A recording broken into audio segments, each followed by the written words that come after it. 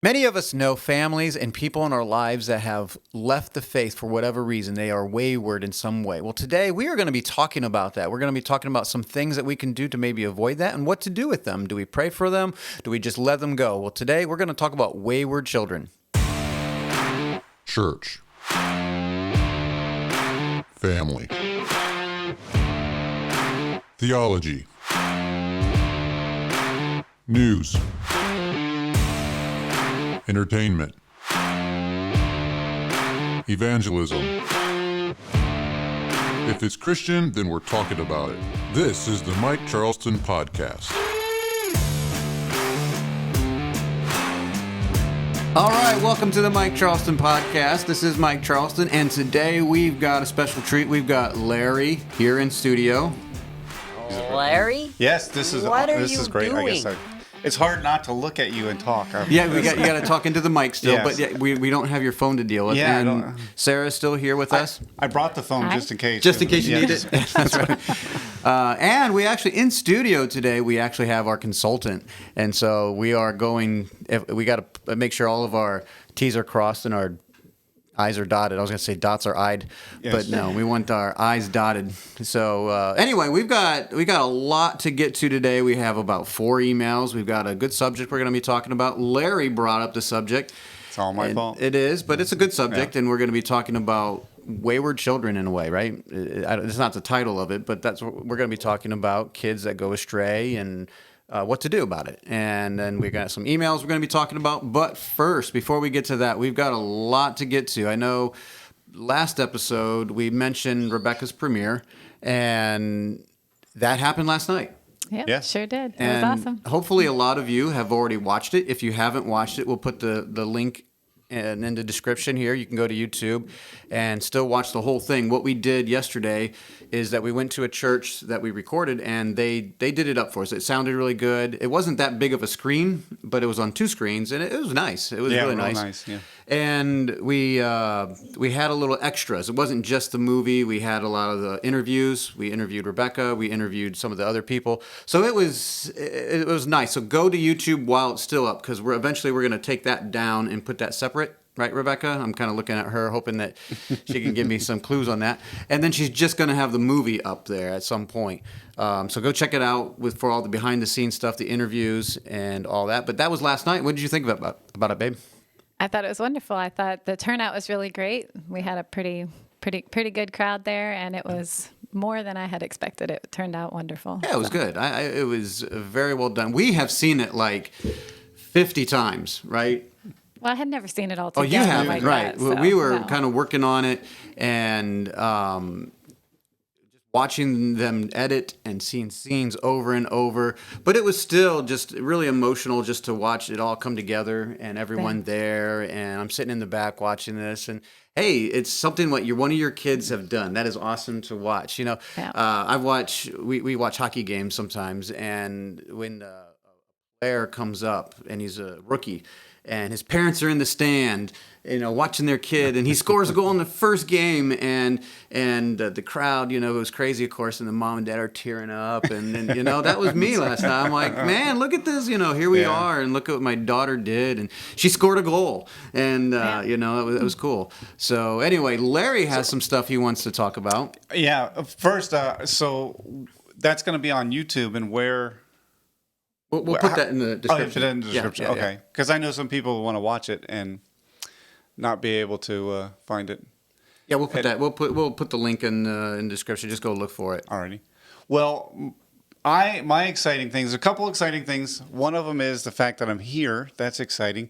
And as a future thing, Right. maybe happening a lot more. Oh, but okay. that's to be the- determined later. So down the you're road. teasing us. It's a teaser. Yeah, you're gonna have to wait and see. Does that have to do with season 2? Yes, it does. Okay. Yes, very Okay. good. So season 2 is coming shortly, sometime soon. Yeah, sometime soon. Stay tuned. Stay tuned. The other thing you mentioned last week that I was doing the race. That's why I couldn't do it. So it was a 24-hour race, and we covered about 100 miles by hiking, biking, and canoeing. That's crazy. And it was started at 8 in the morning Saturday and ended, I believe 12. It was actually a little more than 24 hours, but they call it 24-hour race. Right. So I had 10 o'clock Sunday morning, and we got about maybe an hour's sleep. And There is it was just no way. constant go, go, go. It was a lot of fun. And, this is the exciting thing for me. I'm going to get a little bit emotional here. But Oh, no. yeah. Let's focus on Larry here. So it was really cool when I realized that Andrew asked me to do this with him. And just the fact that, like you were saying, you're proud of your kids. And the fact that they want me in their lives was just a really exciting and cool. Hey, when did you be a part of it? Yeah, So I was like, wow, Then I was like, oh, I hope I don't disappoint him. Right. Well, It's kind of a reverse role because, as a kid, you're like, I don't want to disappoint my dad or whatever. But now it's like, oh, I hope I can keep up and not embarrassing. What you guys did? You guys ended up. Yeah, in fact, we won first place. That's right. That was. We were just trying to finish. We were. It's a point system and stuff, and we were trying to get some points or as many as we could, but our goal was just to keep a consistent pace and finish. Right. And we did. And when we got back, that we were gonna check in and say thanks for the race and all that, and we were gonna leave. The guy said, well, there's an award ceremony at noon. We're going to have some pizza and stuff. He's like, we were tired. We're like, we're just going to go home. He goes, well, you guys may place. Because it was Andrew and I and then Cade and Sharon as one team. And we started looking at, Cade started doing the points. He's like, we won. And sure enough, we won first place. I was like, this is weird. I was going to say, what are the chances? But I already know it's 50-50. It's 50-50 that you were going to win or You not. have to ask Cade about that. He's still confused about that. And the grand prize was... We got these backpacks. They're like professional grade backpacks for like adventure race. Andrew looked them up and they sell for like $200. Yeah, they were I nice was like, backpacks. Yeah, very Did you bring nice. them? I didn't. Oh, actually, no, I did. It's downstairs. It's actually packed with some stuff. Stuff. Yeah. Okay, so you have to show it to me. And Andrew got to use his this weekend because he went hiking. He's on another hike. He's on another hike. Yeah, that's crazy. That's young people for you. I know. But you were able to move the next day. I was, yeah. In fact, I really thought I was going to be really sore. I took Monday off from work, but I felt good. So did I. Yeah. Yeah, just for in solidarity. Yeah. I appreciate that. Thank you. So that means a lot. That's right. So that's my feel your exciting pain. Yeah. So stay tuned for season 2. There will be some things that will change, and hopefully we won't have to deal with the phone anymore. No, and Larry is going to be off the show. That's the news. Yeah. No, I'm just kidding. No, he's My contract. He wouldn't renew my contract, so he was charging too much. So, no, he'll be back on. But we do have a few changes, and we're working on that. We're working on the table for the studio, which is complicated because it's complicated. Well, this is nice and cozy. It's a good. I mean, I feel close to you. Yeah, but I'm not Michael Thornton. I'm closer to you than what I've ever been before. That's true. So, all right, well, get us out of here, Joshua. We're going to come back, and when we come back, we're going to be talking about Wayward Children. And I know a lot of especially a lot of Christian parents, we know somebody that has been affected by this. We know people that we can point to and be like, yeah, they've done everything right, and yet we have a kid that is going astray, or maybe we have friends in our own lives that are 40, 50 years old and they're not on the right path. Well, we're going to be talking about some of that. And this is a subject that's a little bit uncomfortable for me to talk about, but this is all Larry's show, so he brought the subject up and we're going to talk about it. It's important to talk about. Yeah. So let's go ahead and take a break and we'll be right back. You're listening to the Mike Charleston Podcast.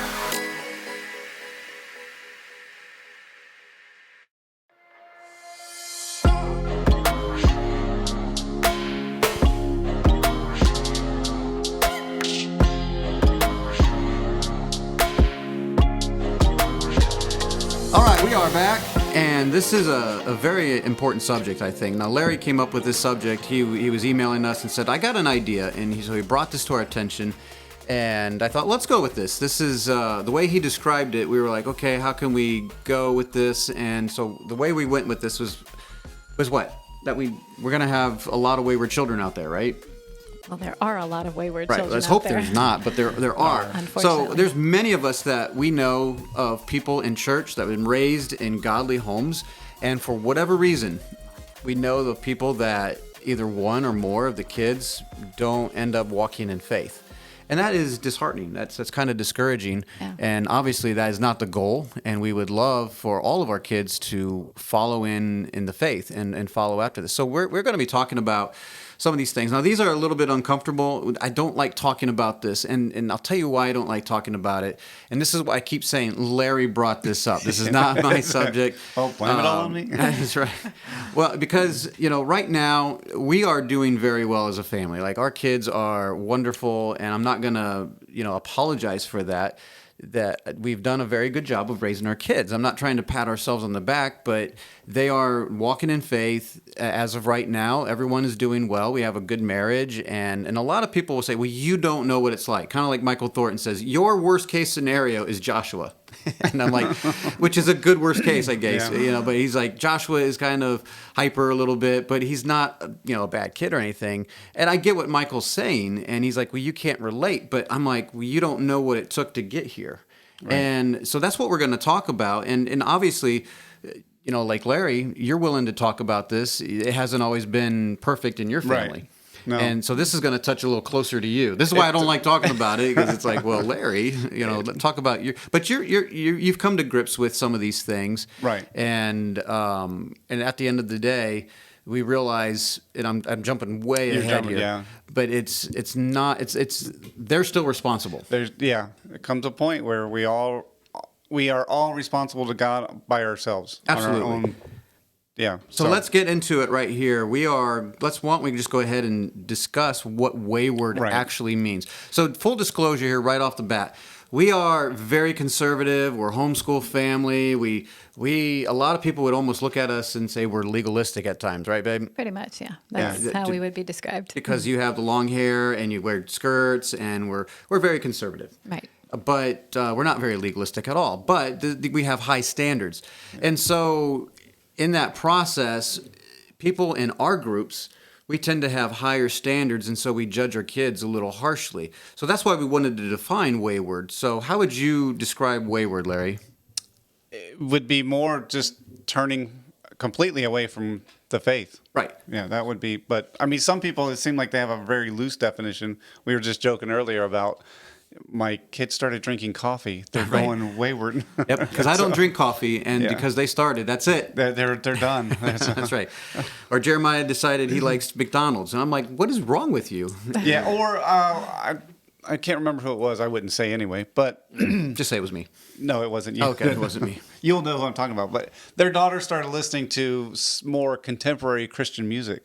I'm like, okay, but so what? Right. So it's not the hymns that you listen to. It's not bad music. Right. It may not be something you prefer. Right. It's not your preference, but that's not you. It could have been worse, right? It could have been a whole lot worse. Well, it reminds me of a story years ago. I talked to this guy. There was a magazine. Now, these were Calvinists, but he had a really good article on courting and dating, and it was just this whole big article, and he had 15 points, which I look back and go, wow. And he had 3 daughters, and that was it, 3 daughters. And I heard rumors that there were problems in his family, and so I called him up on one of his articles and asked him about a question about, he was talking about debt and things like that, and I really liked his article. And so we talked for a good while, and then I said, I've heard things, and I hate for people to be passing around rumors that aren't true, and I've heard that your kids aren't doing so well, and I'm not making any judgments. I still like your article and some of the things that you say, but would you mind talking about that? And he said, yeah, actually, I don't mind talking about it. So he goes, of my 3 daughters, one is completely in the world, the other one is wayward, and the other one is walking in faith. And I was like, oh man, that's 2 out of 3. That's like, maybe I should change my mind about it. But as we talked about it, he was like, one is completely in the world. The other one is, the way he described it to me was, she's wearing jeans and going to a contemporary church. And I was like, oh. Oof. Right. I'm like, well, wait a minute All here. that heathen. I'm like, what are we talking about here? That just because she's wearing jeans and going to a contemporary church. Now, I don't suggest going to a contemporary church. You know my stance on some of that. Right. But it's like our standards. Are we judging them by our standards? Or are we judging them by Christ? Right. And so that is the big difference here. Is that are they in rebellion? Are they are full of hate? Are they rejecting God? That is kind of the point. And you know of a lot of people who want to put their kids in wayward position, and they're really not, right? Right. Yeah, I talk to moms all the time that will talk about having wayward children. But the wayward, like you say, there's a big span. So you have people that have kids that are totally out there in the world and, God haters. Right. And then you have people that would call themselves saved, but they don't live by the standards that maybe we raised them to. Right. And so there's a difference between struggling maybe or trying to figure out life and being totally out there in the world.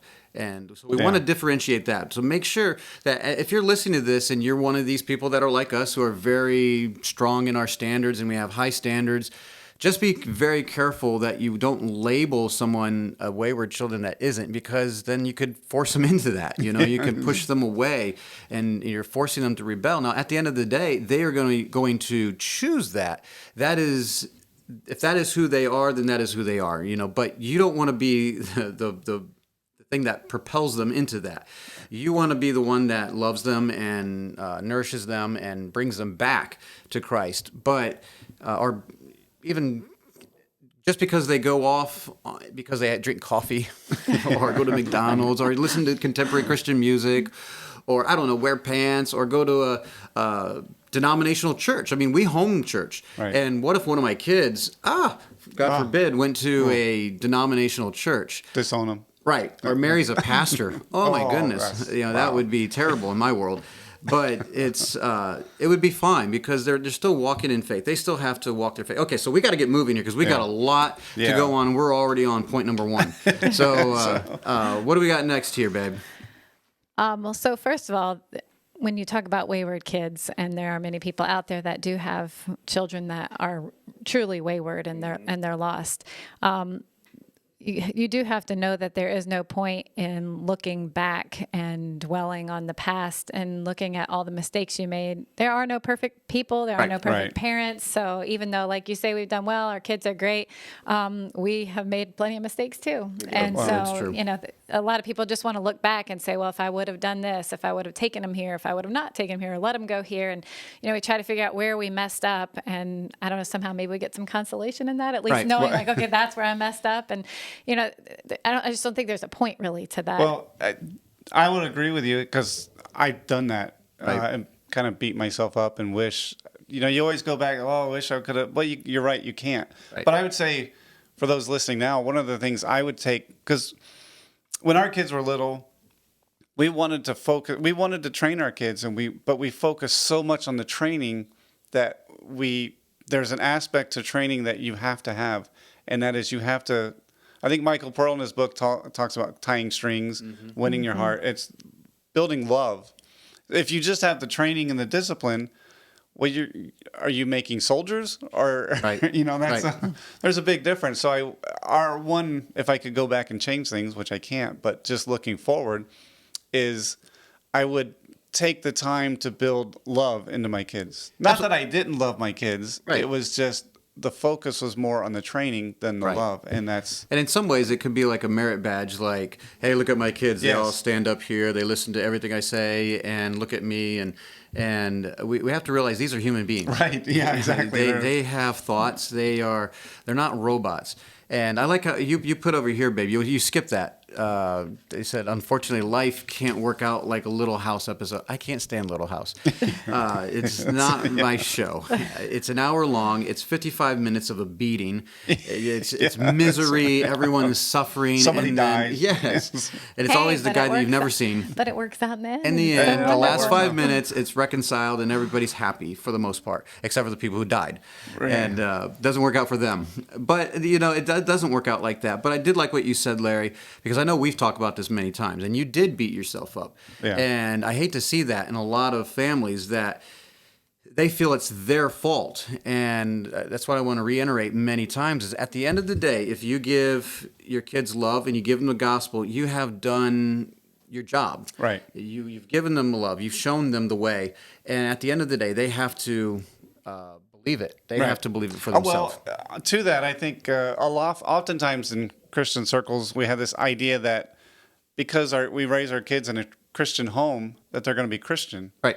But God doesn't have any grandchildren. Nope. We all come to Him as His children, or we don't, or we choose. So there's a point in life where we all have to decide: is this the path I'm going to take, or is this the path I'm going to take? Am I going to follow Christ and follow what my parents taught me, or am I going to go my own way? Do I really believe Do this? I believe it? And it's hard as a parent to see that, because you want to say, I can save you a whole bunch of misery in life.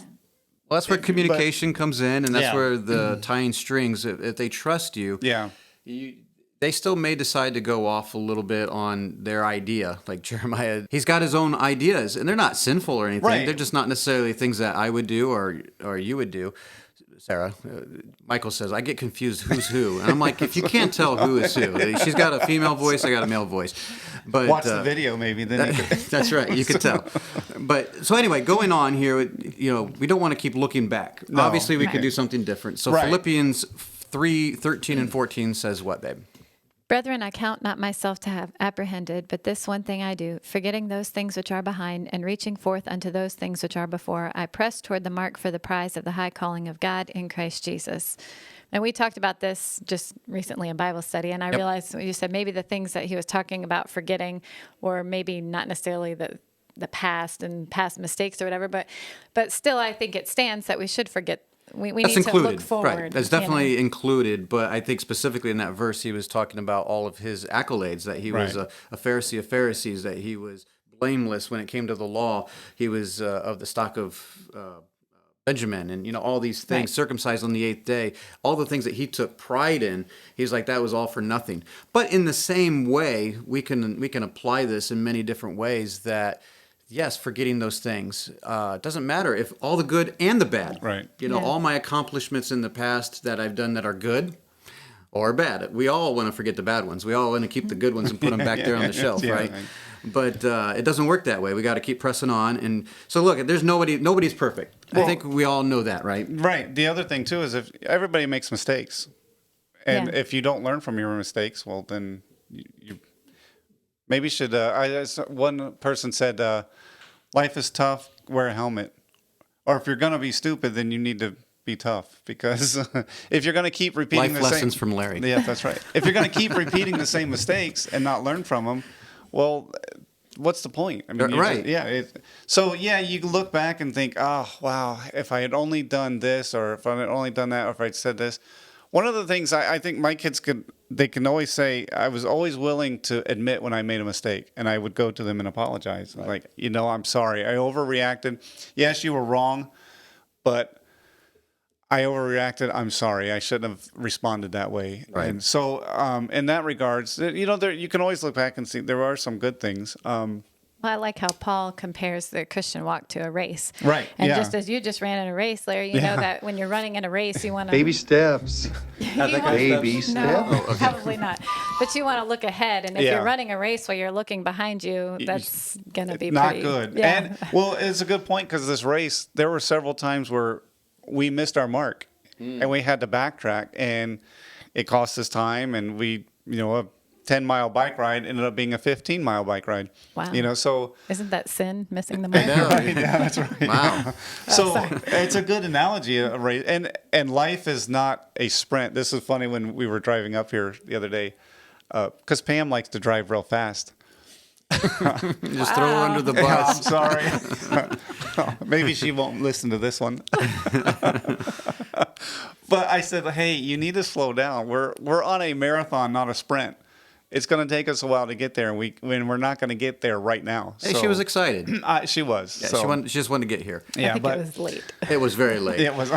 But you're right. You can't look back in a race, because if you do, you're going to fall and you're going to make it worse. So you just have to Okay, so Keep babe, going. let's move on here real quick. We got a sad state. So what do you mean by this? Watch them stumble, search, grope around in the dark.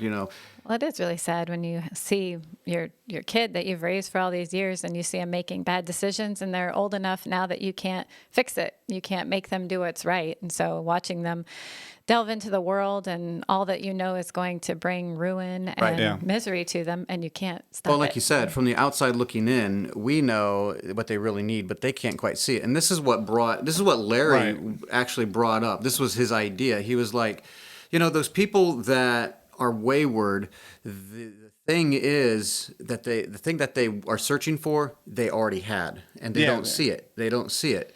So why don't you explain what you were talking about? Yeah, so oftentimes if you having the truth, if you throw that truth away and then you start looking for what you need, you've already thrown it away. You're never going to find it again. Right. And so you're going to feel often like people that grow up in, say, a non-Christian home or worldly, secular, whatever, they don't have the truth to live by. Right. So, yeah, they may turn to work, money, alcohol, drugs, whatever, to fill the void they're missing in their life.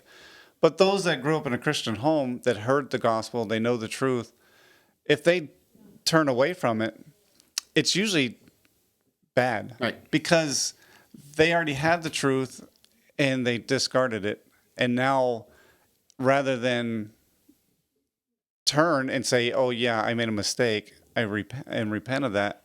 And then they have to admit that, oh, mom and dad were right after all. Right. Sometimes that our pride creates these big pills that we can't swallow or we don't want to.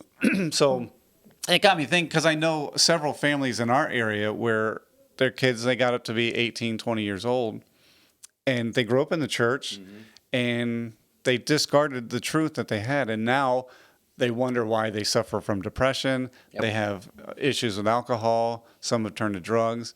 It's like, well, okay, you had it, and now you threw it away, and it's going to be hard to get back. It's hard to get back, yeah. It's not impossible. Obviously, No. It's not impossible, but it just makes it more difficult because you have to humble yourself that much more. Humble pie doesn't taste good sometimes. No, it doesn't. No, it does not. If it tastes like cherry pie, I'd be willing to eat it more, but... So, yeah. Why don't they just change the name? Or Mississippi mud pie. That would be great. Yeah. I love Mississippi mud. But no, so the other problem is the church hasn't helped.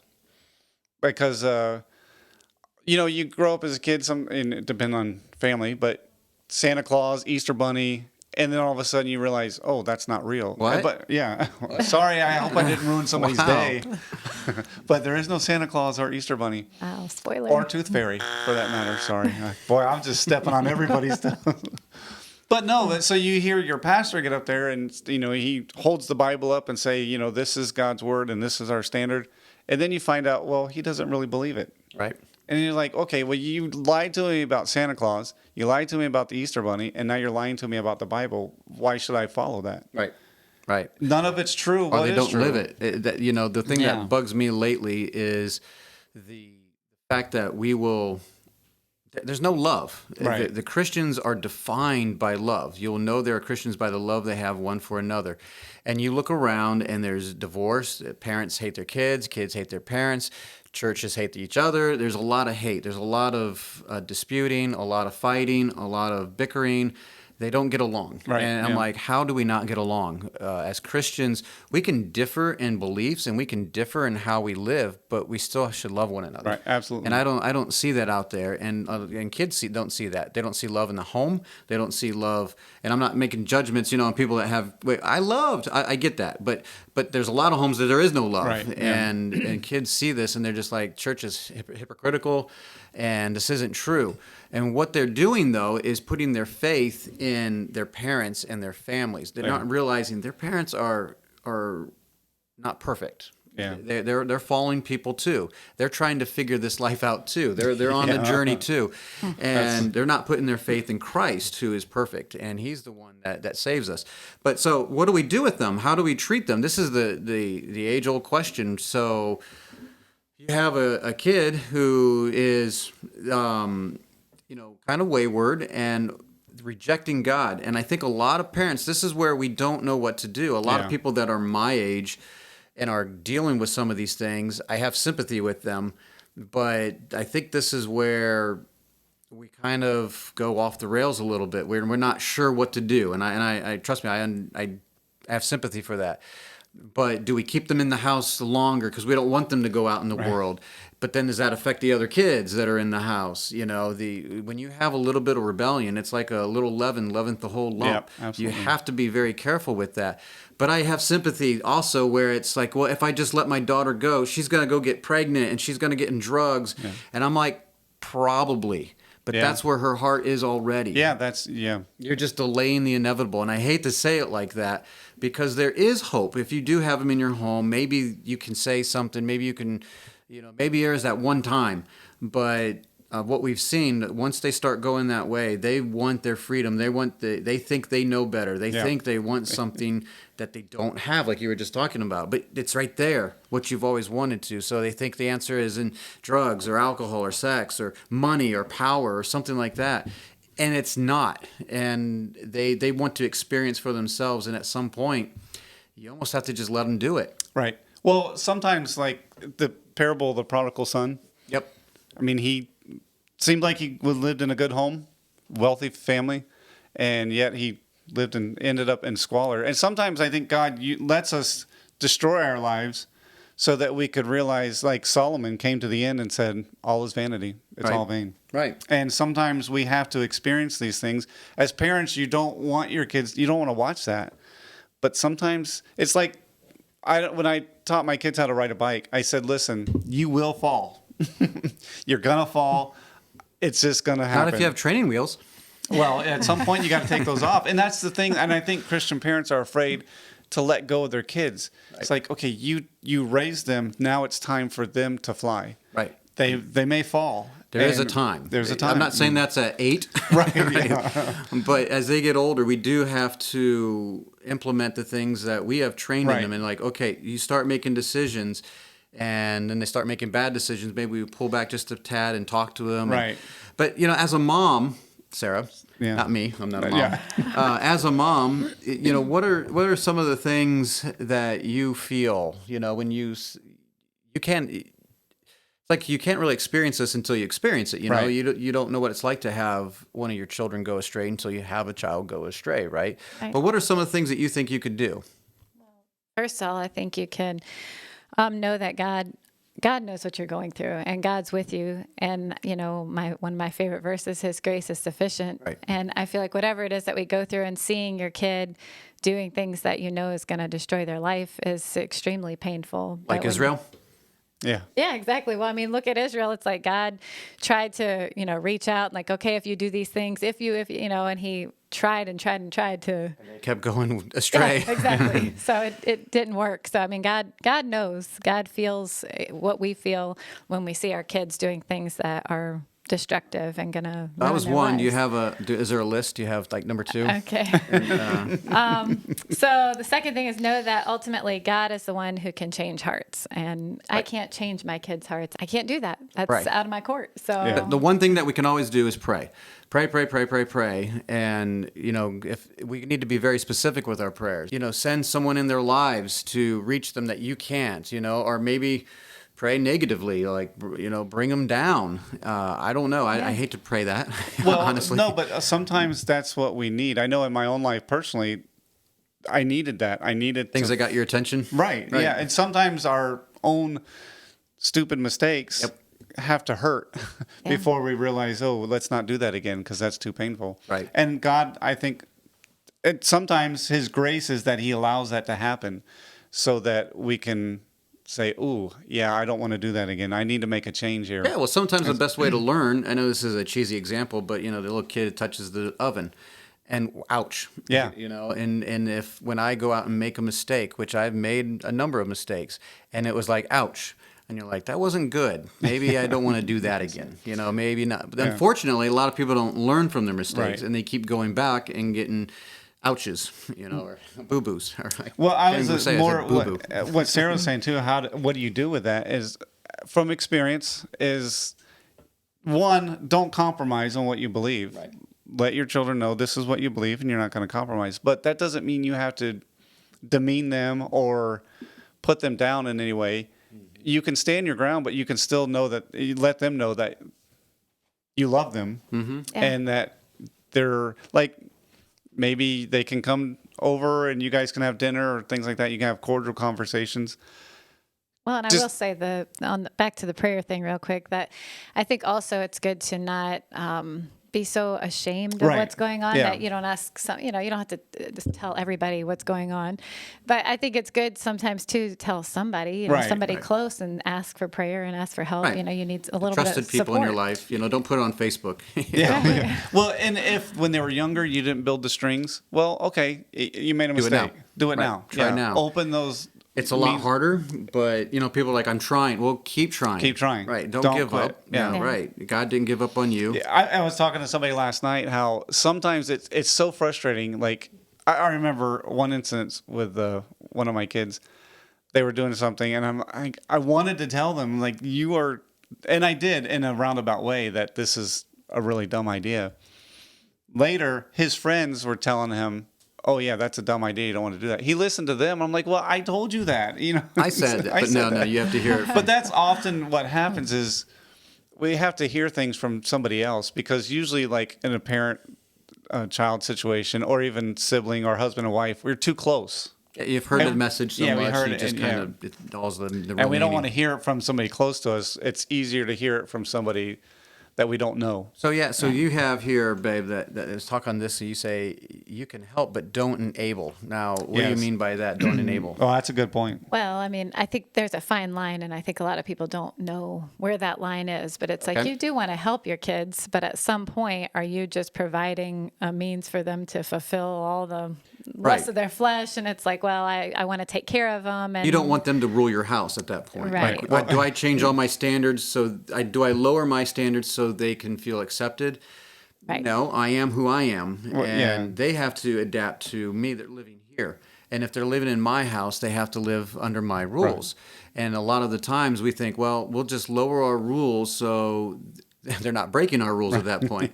But then you keep lowering your rules, and eventually you just don't have any rules. Or if you're afraid they're going to get a DUI, so you bring the alcohol to your house and let them drink it.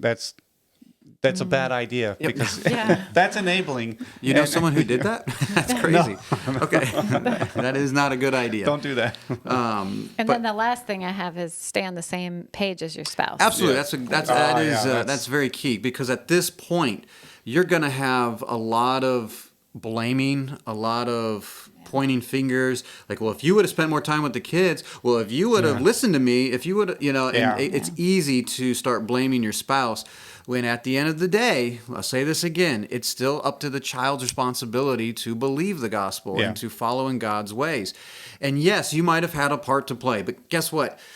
Yes, you had a part to play in the bad and in the good. Good and bad. Right. Good, bad, and ugly. Just accept that. And not just the blaming thing, but also just like, so when you're not home, I let them do certain things or whatever. And then you come home and you're like, well, what are they doing? We need to be on the same page. The rules need to be the same. So you got to be on the same page. And sometimes one parent is a little stronger in this area and the other one's a little weaker, and like, I want my daughter to do this. Not that bad, and you're just like, well, you just undid everything. Well, honestly, from a wife's perspective, I would say that you need to find out what your husband wants. Sure. And you need to get on his rule page, because it's not going to work well. Yeah, you have influence. There's no doubt about it. And we sit there and talk about these different issues. Right. And like, I got a good point. But yes, at the end of the day, I keep saying that it's a long day, but it's when you're at the end there, and it's like, I have to make decisions. And what I think is best for the house. And it is the duty of the wife. I know this isn't a popular thing out there in America, but it is her duty to, okay, let's implement I want to be on the same page. I want to do what's right. And I don't want to just do it unless you're on the same page. So it goes back and forth here. We need to get each other on the same page, because this is going to be difficult. Yeah. If you have some children, one child or even few children that are going astray, it's going to test your relationship. Yes. I mean, it's like a death of a child. That tests a relationship a big deal. And you start looking and saying, well, kind of like what you're doing. What if? What if I did yeah. this? Well, it's not a huge step to be like, well, what if she would have done this? Yeah, And she was like, well, what if he would have done this? If you would only... Yeah. you'd- If he wouldn't have worked so long, Yeah. he cares about his job. I knew it. This is what was going to happen, and you're like, no, you can't start going down that road. Start over, pick up the pieces where you are, and try to do it, make it right now. Well, and I know a lot of people say love. You need to love your child that's going astray, whatever. And I would definitely agree. I mean, like you say, it all comes back to love. But love, I think, can look different. Right. And love is not always just you're wonderful, you're great, I love you. Sometimes love can be a little harsh. It doesn't mean we just accept everything. Right. Right. But we can still love and be firm and be like, we can't accept this, but we still accept you, and we want to love you, but this is not acceptable. And make that very clear that we still love them, but we don't want this. And but that's a very fine line. Well, I was going to say, we talked about this earlier. Oftentimes, we're afraid because we don't want to let go of our kids because we're afraid they're going to fall. Right. But we can't hold on to them because that creates some problems as well. Yeah, well, kill them. Yeah. You don't want to, what's the word, cloister them? Right. But you don't want to send them out there, so you're kind of stuck. But at some point, you have to just let them go. You gotta be willing to listen to the Spirit. Right, I That is- heard, that is what you got to do. Someone say, your kids are the test and your grandkids are the grade you got on that test. Interesting. Yeah. Wow. Or I heard another way. So what if we don't have grandkids? What if all my kids decide they're not going to have kids? I'm like, did I pass or? I think you failed then. Well, another way I heard was you can, if you spoil your kids, you will raise your grandkids. But if you raise your kids, you can spoil your grandkids. Larry's just full of these. Like he's like Benjamin Franklin over here. So, he's got all these quotes. Well, Joshua, why don't we? So when we get back here, we're going to take a quick break. I need a drink here, and not that kind of drink. And Too heavy of a subject. That's right. But we're going to get back, and for parents who aren't there yet. So basically, you're just starting out. Is there ways that we can maybe keep this from happening? No. We're going to talk about some of the. All right. We're going to talk about maybe some of these helps that we can, maybe pitfalls that we've learned that maybe you guys can learn here in the future. The Mike Charleston Podcast. The Mike Charleston Podcast.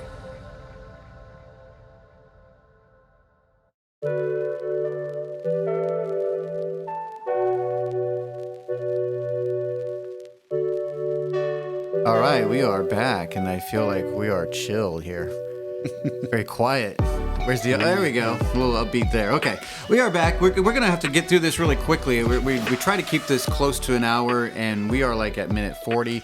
And we want to give you some good things to think about on how to prevent some of these things. Now, we can't prevent this completely.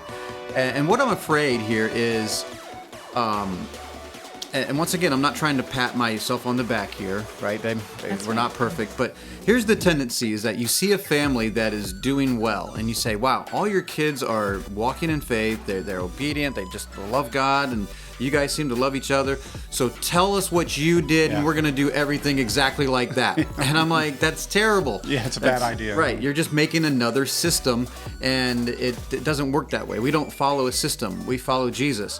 And yes, we got helps along the way. I read many books. I read different things and kind of implemented different things. Some things worked, some things didn't work for us. And we came up with worked for our family, what was unique to us. And so there is no way, I don't know. There is no way. That's right. There is no way that I'm going to give a plan of attack that this will guarantee you that you have perfect kids. We're going to talk about some things that worked for us, some things that we think worked, right? Yeah. And so why don't we go through those things really quickly because we got about like 10 minutes, then we got to get to these 4 emails. So anyway, let's go with number 1, babe. What do we have here? You can't make your children Christians, but you can be the example of Christ.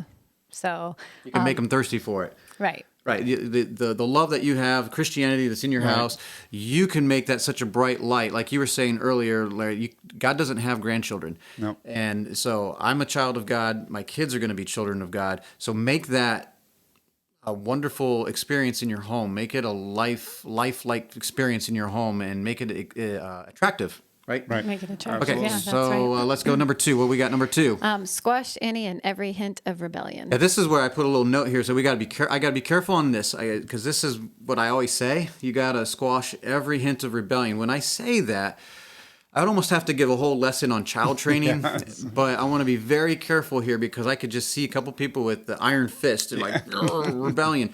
I didn't tolerate rebellion on any level, but at the same time, I watched my kids. They were always around, and I could sense when rebellion was creeping up, and I would wait, and then I would see it, and then I would correct it right away. And so we squashed any kind of rebellion in our house right away, but we were always constantly watching for it. And it wasn't like I just beat it out of them, you know.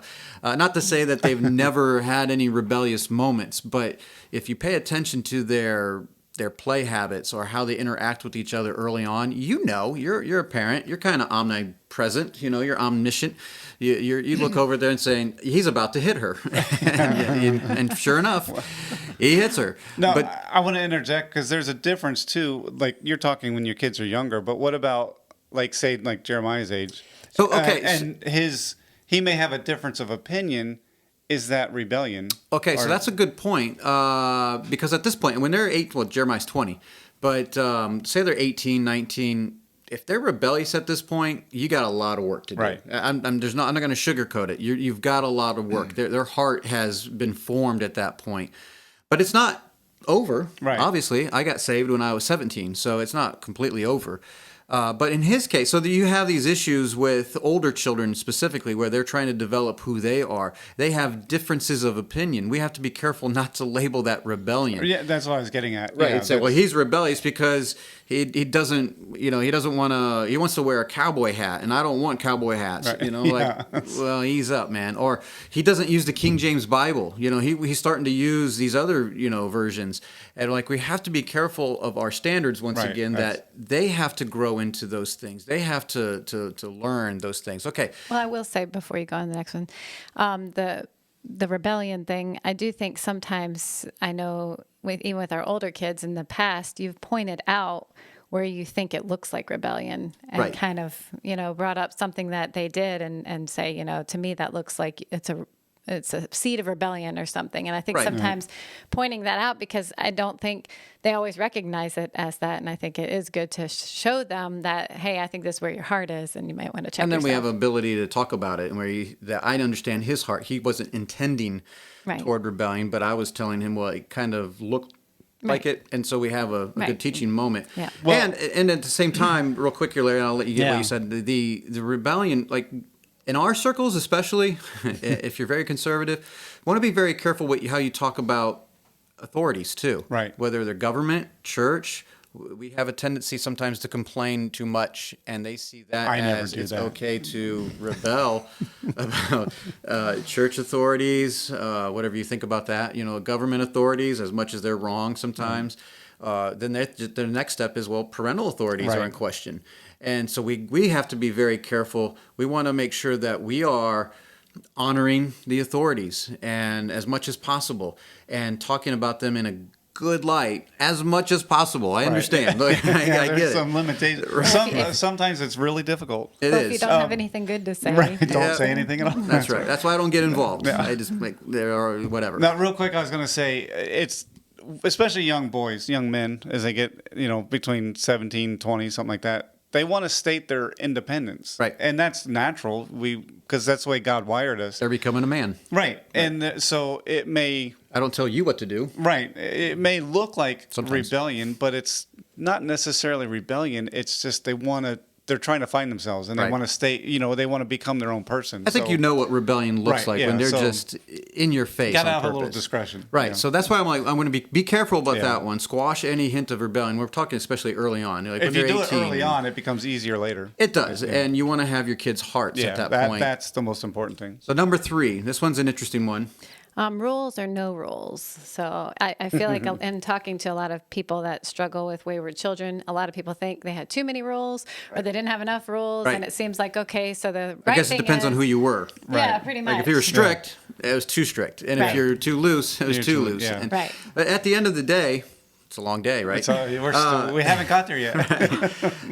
You have to walk by faith, and you are, like I told some of these young people I've been talking to, your parents are going through this for the first time also. Yes. You know, we haven't had a 22-year-old until we had a 22-year-old. You know, the worst thing about being a parent is, especially if you have more than one kid, you have your first kid and you're like, okay, we kind of get this worked out. And then by the time you have your fourth kid, that fourth child is completely different than the first one. Right. And then it's like, well, now I got to start all over again. And got to refigure it all out.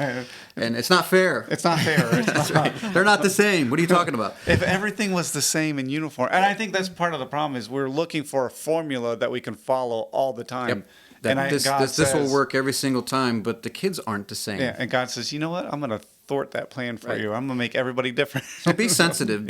Walk by faith. Learn your kids who they are. Don't just let them get away with things, but you sense who they are, and walk by faith. I think that's the best way I can put it. So number 4. Do what you know to do. I remember Michael Pearl saying, pay attention to do a few things right. And so parents make mistakes. We all make mistakes.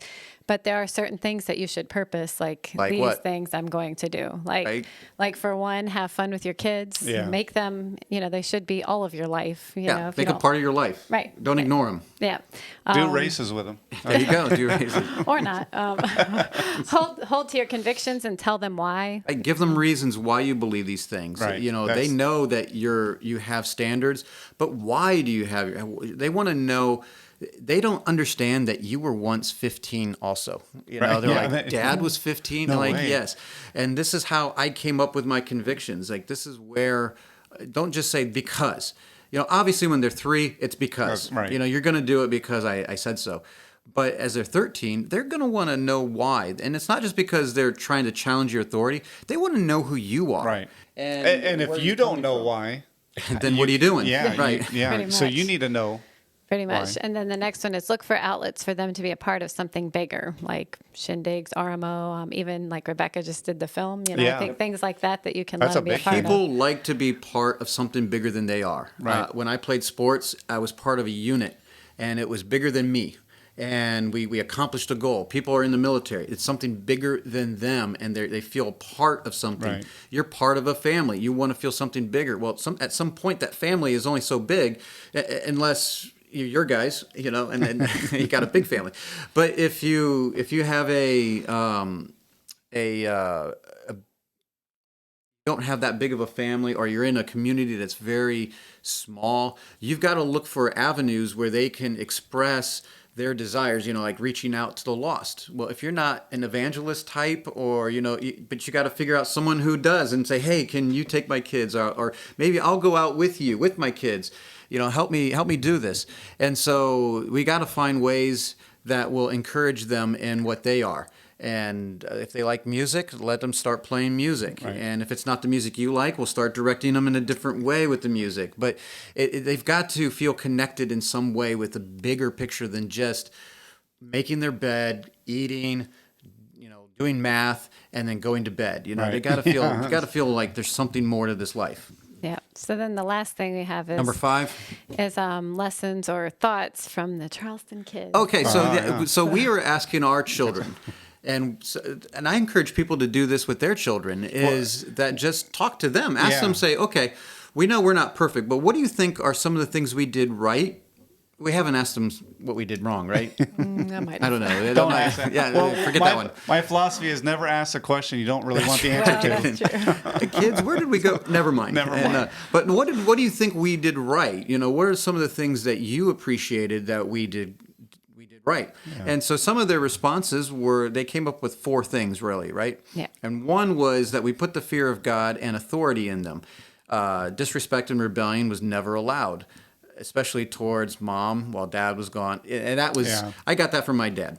I feared my dad. My dad was a hockey player. He's tall. He's not my biological dad, so he doesn't look like me. I'm kind of skinny and short and frail. My dad was like 6'2", 240. He would kill me. And I hope he's not listening to this, because he wouldn't. But you know what I mean. I was afraid. You thought so. Yes. You were afraid he would. And so my dad had this presence of like he was big and strong. And if I ever did anything to my mom, if I talked back to her, I would get it double. and so I implemented that with my children, that you don't disrespect your mother. She is to be honored and cherished, and you obey her like you're obeying me. Don't take advantage of her. And just because she's nicer than me, don't take advantage of her. And, you know, the authority thing, the same thing with the government. Like, these kids, you need to respect the police. You need to respect the government officials, because they will put your butt in jail. Yeah. You know, and you're going to lose that fight. That's right. Every time. Every time. You will lose. So we never let that happen. You know, we put the fear of God in them. And I think that was a good thing to instill, the fear of God. Now, when we say that, once again, we want to be careful. What does that look like? Right. That might be another topic we need to get through with this. So number B. The next one is have their hearts. Have their hearts. Once again, this will take this almost like needs a whole nother podcast in of itself, but have their hearts. You can talk about this because you're home with them a lot more than I am. Basically, it's like you live life with them. You know talk them. about everything. You know them. You have fun with them. Right. You know, like you had said, the tying strings thing, but pretty much, I mean, that's it. It's like all of your life is wrapped up in their life, and they know that, you know that. Right. Stay off Facebook. Yeah, pretty much. Yeah. Especially if you're a mom. The less you're on your phone or the internet or, you know, any of that, the better parent you can be. So. Have their hearts. That's an important one. And so C, teach them. Well, go ahead. Teach them that they're not that special. Wow. I know. I heard they that. And I was like, well, wait a minute. You guys are special. But I did. And when Hannah, she came up with this one, I'm ratting her out. Oh. But she was saying, well, you know, there was a specific instance where she remembers, and I don't remember this, and how I basically said, you think you're so special and that you're the only one in this house, and I'm like, you can just go live out in the warehouse if you want, because you're no Charleston daughter of mine's going to act like this. I don't remember saying it like that, but it was basically that she tried to assert herself, and she wasn't listening to her sisters. She was she's the third girl. She's the fourth. She's the middle, right. In the middle of the Fourth, girls. trying to figure out her place order here. Okay. But she wants to be in control. That's kind of her struggle. She wants to be on top and wants to assert her will. And I have to knock her down a little bit and be like, you're not in charge here. Figuratively speaking. Right. Yes, thank you. Want to be clear. But just like, you're not in charge here, honey. You still have an older sisters who are ahead of you, and they're in charge right now. And you have to listen to them. And you think you're so high and mighty. You're not that special. And now, obviously, our kids are special. They are very special to us. They are precious. But if they have this sense of entitlement, right, they're going to get ruined. Yeah. Well, we see that all the time, and look out in the world today. Like, you are just one of billions out there. Now, you're special to me, but out there, they don't care about you. No. They don't care about you, and you'll find out really quickly. Yeah. So I hope you understand about that one. That's a good point, because a lot of people, it's opposite kind of the world, because we want to have that sense that we are special, we're unique, and it's like, no, you're really not. You're not all that. And a bag of chips. Right. You're not all that and a bag of chips, no.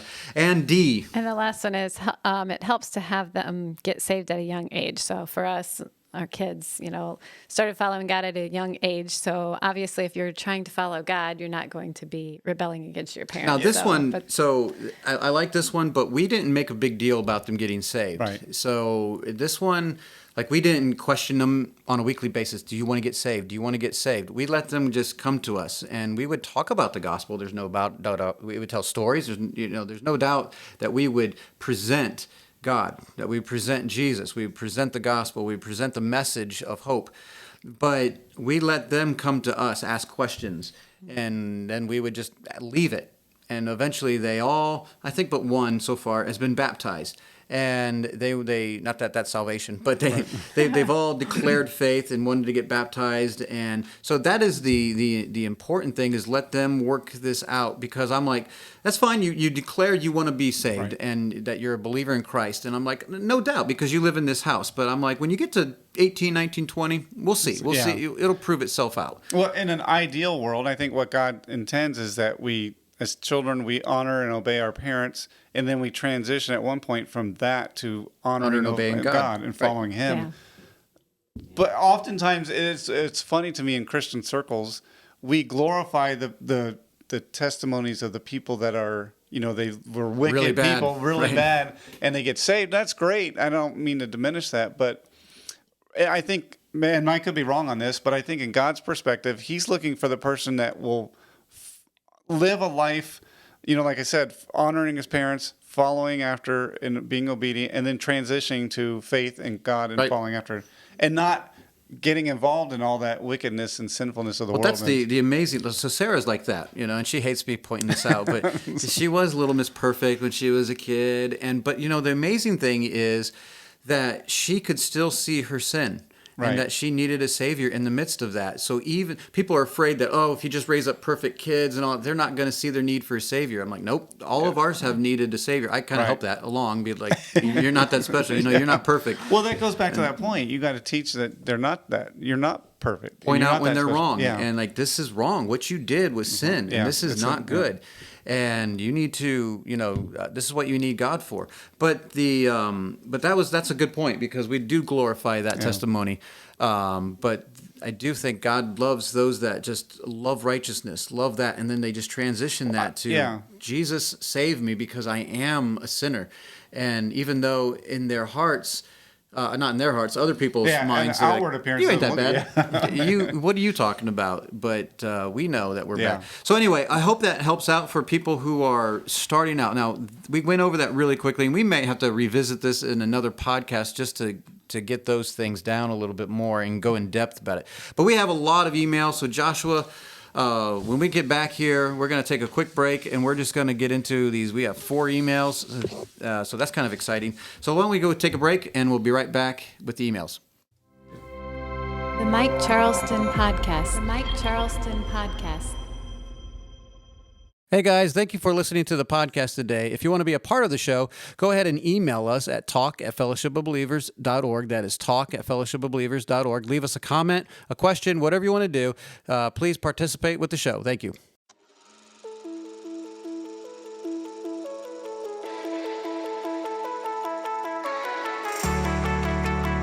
All right, I think I jumped in a little early there, but that's all right. This is the email segment, and I guess I complained a couple weeks back about not having many emails. Well, that's what I get. We got like 4 this time, and that's fine. We got one, this one actually didn't put her name on it, so I don't know if she wants to be put out there, but I'll just say this is from Hannah. Won't say any last names. So why don't you go ahead and read this one, babe? Okay. Hey, enjoying the podcast. In the topic of underspending, I had to adjust after marriage because I was a bit of a hoarder. Being frugal was a way of life for me, but for my husband, making bigger investments into his business was using wisdom. I decided to follow the Bible's advice to communicate and give a pros and cons approach to my concerns. In the end, we talked it over, and he convinced me that we would still be able to make enough to live comfortably, even if his investment ventures didn't pay off. I trusted that, and it actually did work out well. Voice concerns kindly and be willing to see their side. Yep, that's good. Yeah, that's Yeah. Well, thank you for that, Hannah. It's good help. So next we have Nathaniel, and why don't you go ahead and read this one? Okay. Hi, I just wanted to point out something concerning one of your points. You said either Jesus was just a human, a really good person, or he's God. Well, I think actually, The entire Christian faith hinges on the resurrection of Jesus. If it didn't happen, it's a house of cards. He's reduced to a misunderstood rabbi at best. At worst, he's a lunatic who was martyred. I think he said that. Yeah. I don't know if I said it, but if I said, why don't you carry on first? Okay. I'll However, if Jesus wasn't God, then he was not a good person. He would have been a blasphemer, a liar, and a deceiver. Right. I know that you were meaning that he is only God or he is not. Once I just sat down 50-50. and pondered that phrase and realized that it wasn't possible for Jesus to be a good person if he wasn't God. And then he has several references. Right. Well, yeah, because he claimed to be God. Right. And Right. if he wasn't, then we'd call him a lunatic. Yeah, right. a little and loopy. that was C.S. Lewis argument. Right. There is that he's got to either be just a good person, he's got to be God, or he's a lunatic. But just being a good person, where a lot of people will say, "Oh, Jesus, he was just a good person." Well, do you realize what he said? Yeah, you know, he claimed to be God. No good. If we saw a person out there claiming to be God, we'd be like, "Cuckoo," cuckoo. So we can't just separate that with the. being a good right. person. You have to take all his teaching. Yeah. Right. So no, Nathaniel, you're absolutely right. That was my point, is that those are the options that you have, but logically that doesn't even make sense, because a good person doesn't claim to be God unless they are God. And I think that was the whole point. And the verses that he gives was John 10:30 and Matthew 12:25 through 28. And for lack of time, or not lack of time, because of time, we're not going to just go ahead and read those. So anyway, then he says, do we read the by the way? By the way, please don't think I'm saying you're wrong for saying that he was a good man. This was just some insight that I realized. Right. Yeah, we got it. Well, and that's a good point there, Nathaniel. I appreciate you taking the time to write in. But I think, you were right. That's what we were trying to get at. You're absolutely right. Well, yeah, you guys brought this up in the resurrection episode about Jesus proved ultimately that he was God because he raised himself from the dead. Absolutely. Yeah. Right. So we have Moose. Moose is writing back again, and he says, Okay, hello, Mr. Charleston. you can just call me Mr. Mike. And the podcast room. That's us. It is a whole room Yeah, full it today. is. So. Got a whole room full. It's a hot room, too. First off, your podcast answering my question about how to get back on track was very interesting, and I actually had the opportunity to use some of your suggestions in a conversation with a coworker, which brings me to my question. The other day, I began sharing the gospel with one of my coworkers, and of course, he tried to take the conversation off track and discuss some random topic, but I used your method, and it brought it back to Jesus. Finally, after several hours of talking about Jesus and sharing the gospel, I realized he agreed with most of what I said. So eventually I just asked him if he truly believed. He said he didn't. He believed almost everything I had told him about Jesus, that he was a real person, that he really did die of crucifixion, and that he was indeed resurrected. He said he didn't know if he believed the fact that Jesus is the Son of God. But when I finally asked if he actually believed on him, not just if he was a real person or not, he said he didn't. And that kind of perplexed me. How can you believe almost all of the gospel story and not believe on Christ? And also, how do I continue the conversation? I've invited him to my church, so hopefully I can continue sharing with him and hopefully have some backup from the other believers, but I don't know where to go next. So he's a coworker, so you do have some time, but honestly, to answer your last part, there's really not much. You have walked him through this. You have presented this. It's on him now. The Holy Spirit's going to have to work on him. You can be there if he has any questions. You might have to remind him, maybe ask him a question that comes to your mind. But going back to the other thing, I mean, once again, we can't make people become Christians. Right. And presenting facts is one thing. What are you going to do with those facts? Are you going to believe them or not believe them? And so that is, you can bring someone with all these facts. Facts are good. Facts are important. But at the end of the day, I gotta stop saying that, right? But well, it comes down to faith. So at some point, you have to just choose. Yeah. The other thing is, we tend to want to see the results right now. Yep. But it's like, if you plant corn in the morning, don't expect to have corn for dinner. Right. You know, it's going to take some time. The seed has to grow and all that. So you don't have to close the deal right now. You present the gospel, you give them, you carry on the conversation, and just know that sometimes it's going to take time through their own process, and they got to work through these things. That eventually, if the seed is planted on good soil, it'll grow and bear fruit. So, did you want to read this, or did you want Sarah to read it? So we got a lengthy one from Ethan, and he doesn't say where he's from, so we're just going to guess where he's from, and I'm going to say he's from the Isle of Man. Yes, I bet. Yeah. No. But why don't you go ahead and read that? You want to read it? I can't read it. I don't have my glasses. Too old. We need some reading glasses. Hello, Mr. and Mrs. Charleston. I've been listening to your podcast for a while, and it has been very helpful and encouraging. It has cleared up some things for me. My brother introduced me to the podcast on the way to church sometime last year, and that was a fun drive to church that day. I had a good laugh when you mentioned him. Nice. Anyway, a question that I've had for a while. Are we spiritually dead? Could you please send back an email with more about references? So Ethan, we'll get back to that question real quick, because he says, can you answer with an email? And actually, Larry loves this subject, so he'll email you back. I'll send this email to Larry, and he'll answer you off air, and not on the podcast. So he'll email me back some of these issues, but we will talk about it just briefly. But let's finish the email here real quick. I think I see a contrast between the flesh and the spirit. We lived in the flesh before we were saved, but when we get saved, that is born again, we are now in the spirit. I have here some references that I looked up while studying this, but I'm sure there are more references. Yeah, so he's got some references, and for the sake of time, we're not going to read them all, but he has one in Genesis 3 where Adam, what died when Adam and Eve sinned in the garden? That's his question in Genesis 3. What died? A lamb. Well, right, but yeah. Okay. Then in Romans 7, 4, 8 through 8:27. Yeah, thank you. It says there's a lot in this passage. I think holds the answer to my question because it says that we should serve in newness of spirit. And then 1 Corinthians 15, he says, "Flesh and blood should not inherit kingdom of God." I don't know where he's getting with that. But John 3, 1 through 8, John 3, 5 specifically says being born doesn't mean that we were dead beforehand, as far as I understand it. For instance, when we were born physically, we were alive in the womb. Being born has to do with being brought into something, if that makes any sense. I get what you're saying. Galatians 5, 16 through 25. Says, during the study, I started wondering, is there a connection between the heart and the spirit and the kind of connection it has? So he's going on. As a side note, what's the side note say?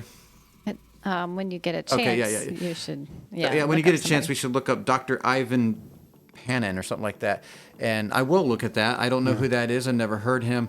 But I will say this, and I know Larry's going to respond to your question off air, and maybe he'll have a little bit to say on this issue. But because that is an interesting, in the garden, what happened, who died at that time.